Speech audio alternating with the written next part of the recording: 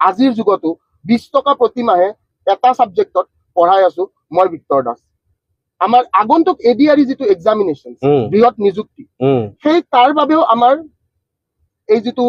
আহিবলগীয়া নিযুক্তিত তাতে reasoning maths জিকে আৰু ইংলিছ চাৰিটা সাবজেক্ট মাত্ৰ 399 रुपीजত 5 মাহ যদি আপোনালোকে ক্যালকুলেট কৰে যে চাৰিটা সাবজেক্ট 399 रुपीज মানে এটা সাবজেক্টত আপোনাৰ 100 টকাকে আৰু 100 টকাক যদি আপুনি ভগাই দিয়ে 5 মাহত এটা সাবজেক্টত 20 টকাকে আৰু সেই এটা মনোভাৱেৰে যাতে এইবাৰো আমাৰ বৃহৎ নিযুক্তি যোৱাবাৰ আপোনালোক সকলোৱে দেখিছে প্ৰায় 950 ষ্টুডেন্টস মই উলিয়াই দিছিলো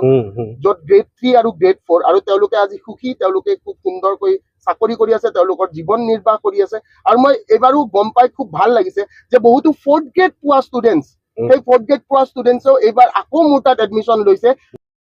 নমস্কাৰ welcome back to my YouTube channel প্ৰথমতে সকলোকে মোৰ ইউটিউব চেনেল ববিএছ ব্লগলৈ স্বাগতম জনাইছোঁ আজি এটা বিশেষ ভিডিঅ' বনাবলৈ মই আপোনালোকৰ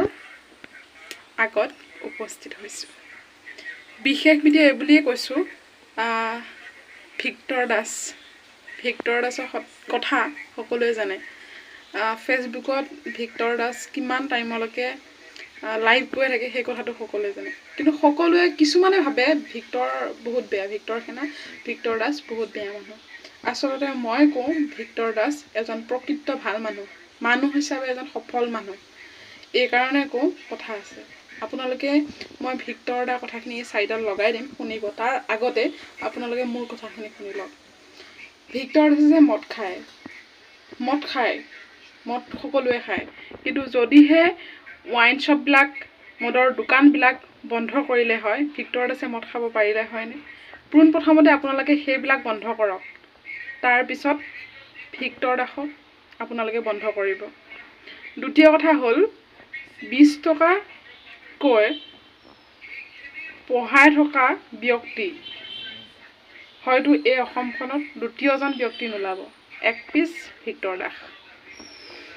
সেই গতিকে আপোনালোকে কাৰোবাৰ কথা নাজানাকৈ কাৰোবাৰ কথা নুবুজাকৈ যি টি মন্তব্য আগনবঢ়াব মই ভিক্টৰ দাসৰ ষ্টুডেণ্ট হিচাপে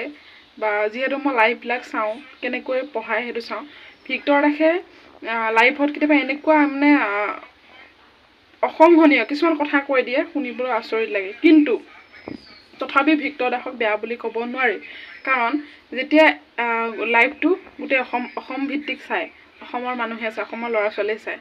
সেই লাইভটোত পঢ়াই যেতিয়া থাকিব পঢ়াই থকা অৱস্থাত এনে কিছুমান পগলা টাইপৰ ব্যক্তি আছে যিয়ে কিছুমান একাংশ কিছুমানে দুখন হাত দুটা আঙুলি থাকিলে বুলি এনেকৈ দুটা আঙুলি ট্ৰাইপ কৰি যি টি এসোপামান মন্তব্য আগবঢ়াই দিব যোৱাকালি দেখিছিলোঁ যি টি এগালমান মন্তব্য আগবঢ়াইছে সেইটোতো সকলোৱে দেখি থাকে যিহেতু লাইভত মেছেজ কৰিলে সকলোৱে জানেই তাৰপিছত তেনেকুৱা হেৰিয়ত ভিক্টৰ দাসে সহিব নোৱাৰি কিছুমান উচ্চ স্বৰত কথা ক'লে ভিক্টৰ দাস বেয়া আচলতে ভিক্টৰ দাস কেতিয়াও বেয়া নহয় পঢ়াই থকা অৱস্থাত যোন মানুহে নহওক যেতিয়া কিছুমান অসহনীয় কথা কৈ দিয়ে সহিব নোৱাৰে সেইটো কাৰণে উচ্চ স্বৰত কথা ক'বলৈ বাধ্য হয় আৰু ভিক্টৰ দাসৰ কিছুমান নজনা কথা আপুনি হয়তো কিমান ল'ৰা ছোৱালীক বিনামূলীয়াকৈ পঢ়ায় জীৱন দান দিছে বুলি ক'ব পাৰি কাৰণ কিয় মানুহে যেতিয়া কিবা এটা সফল নহয় তেতিয়া মানুহে জীয়াই থকা অৰ্থ থাকে জানো অৰ্থটো নাথাকে সেইকাৰণে সাধাৰণ এটা মিনিমামত পইচা লৈ কাৰোবাৰ পৰাতো নলয় কিছুমানৰ পৰা লৈ 20 টকাকৈ 5টা 6টা ছাবজেক্ট পঢ়াই আছে তেনেকুৱা এজন ব্যক্তি দ্বিতীয়বাৰ কেতিয়াও অসমত ওলাব নোৱাৰে আৰু নোলায় এক পিছ ভিক্টৰ দাস সেই বুলিয়ে ক'ম আৰু ভিক্টৰ দাসৰ কথাখিনি আপোনালোকে শুনক আপোনাৰ যদি প্ৰকৃত আপুনি ভাল মনৰ মানুহ হয় আপোনাৰ গাৰ লোম শিয়ৰি উঠিব শুনকচোন এবাৰ